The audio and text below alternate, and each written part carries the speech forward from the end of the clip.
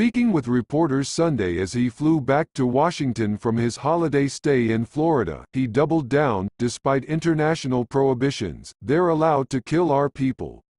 They're allowed to torture and maim our people. They're allowed to use roadside bombs and blow up our people. And we're not allowed to touch their cultural sites? It doesn't work that way." Trump said. The targeted killing of Soleimani sparked outrage in the Middle East, including in Iraq, where more than 5,000 American troops are still on the ground 17 years after the U.S. invasion. Iraq's parliament voted Sunday in favor of a non-binding resolution calling for the expulsion of the American forces, Trump said. The U.S.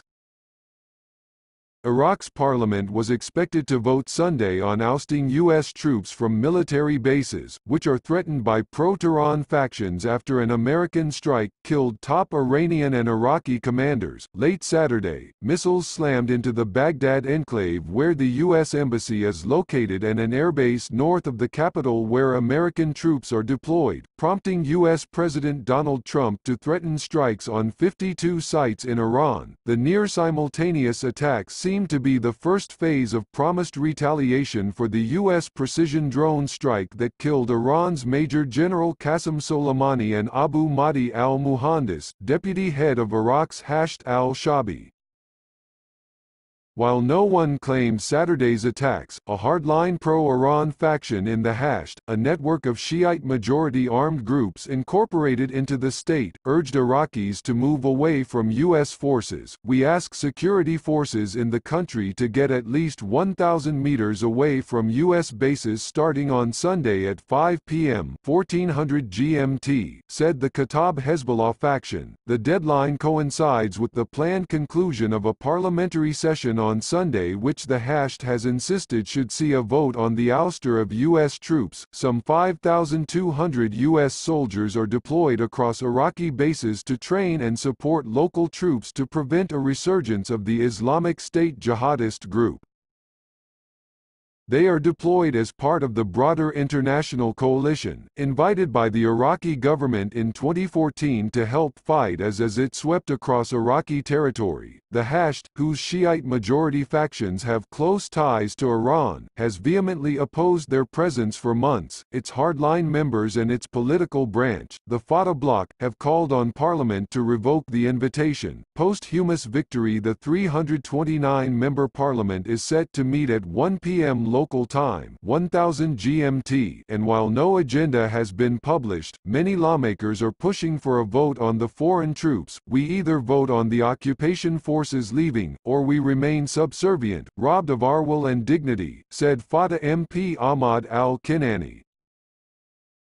"Any parliamentarian absent for the vote on the departure of the occupier will have betrayed his country," he said, while praying over Muhandis remains in Baghdad on Saturday. Fatah head Hadi al-Ameri pledged to avenge him. "Be reassured that the price of your pure blood will be the departure of American troops from Iraq, forever," he said. U.S. defense officials in Iraq told AFP in the hours ahead of the session that they felt apprehensive and nervous. Already, increased tensions prompted NATO to suspend its training activities in Iraq, and a U.S. defense official told AFP American-led coalition forces would limit operations.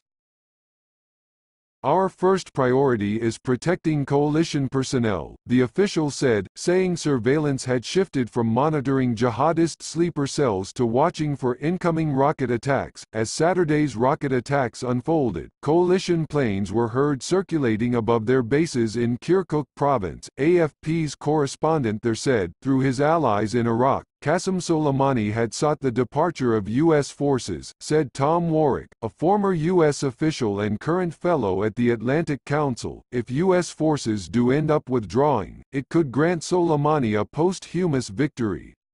Warwick told AFP, "This is direct war. The U.S. Strike on Baghdad International Airport early Friday killed a total of 5 Iranian Revolutionary Guards and 5 members of Iraq's Hasht, after a procession that made its way across various Iraqi cities on Saturday. The remains of the Iranians, plus those of al-Muhandis and another Hasht member, were flown to Iran. DNA testing was required to separate the Iraqis' remains from the Iranians so they could be properly buried, the Hasht said, as head of the Guard's foreign operations arm. The Quds force, Soleimani was a powerful figure domestically and oversaw Iran's wide-ranging interventions in regional power struggles. U.S.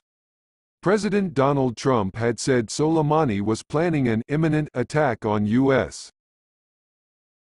personnel in Baghdad and should have been killed many years ago. Iran's supreme leader Ayatollah Ali Khamenei promised severe revenge for Soleimani's death, and Tehran named Soleimani's deputy, Ismail Qani, to succeed him. The attacks on Saturday evening appeared to be precisely the reaction Iraqis had long feared: tit-for-tat strikes between the Hasht and the U.S. on Iraqi soil. This is no longer a proxy war, said Erica Gaston, a non-resident fellow at the New America Foundation. What you have is America attacking an Iranian general directly, and groups are now openly fighting for Iran to avenge him.